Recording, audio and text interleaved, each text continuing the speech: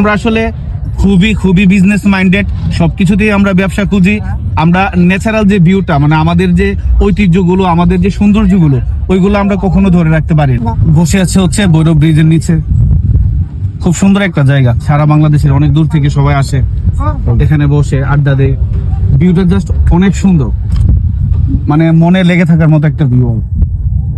আসলে সত্যি বলতে হিংসাও লাগছে, কারণ আমরা যখন ছোট ছিলাম আশুগঞ্জ ব্রিজের নিচে থেকেও আমরা ঠিক এরকম মনোরম দৃশ্য উপভোগ করতাম। আমাদের কোনো আত্মীয় স্বজন যখন আশুগঞ্জ বেড়াইতে আসতো, বা আমাদের আশুগঞ্জ সাইডে যারা আছে সবাই ঈদ বা যে কোনো অনুষ্ঠানের সময় আমরা ব্রিজের নিচে আসতো, সবাই এসে এই সুন্দর দৃশ্যটা উপভোগ করতো।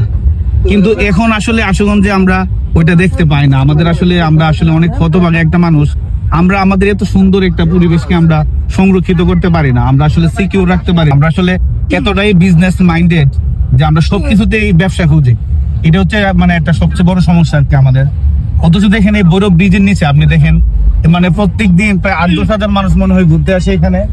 এটা দেখেন এই যে নৌকাগুলো, একটু দেখি নৌকাগুলো হচ্ছে এগুলো ওনার আসছে হচ্ছে কসবা থেকে এখানে ঘোরার জন্য। আগে কিন্তু আমাদের আশুগঞ্জে আইসে এরকম নৌকা দাঁড়াইতো। আশুগঞ্জের ভিউ কিন্তু ভৈরব থেকে অনেক বেশি সুন্দর। আমাদের এক পাশে হচ্ছে সাইলু, এক পাশে হচ্ছে আশুগঞ্জ ফার্টিলাইজার, মানে আমাদের ভিউটা অনেক বেশি সুন্দর।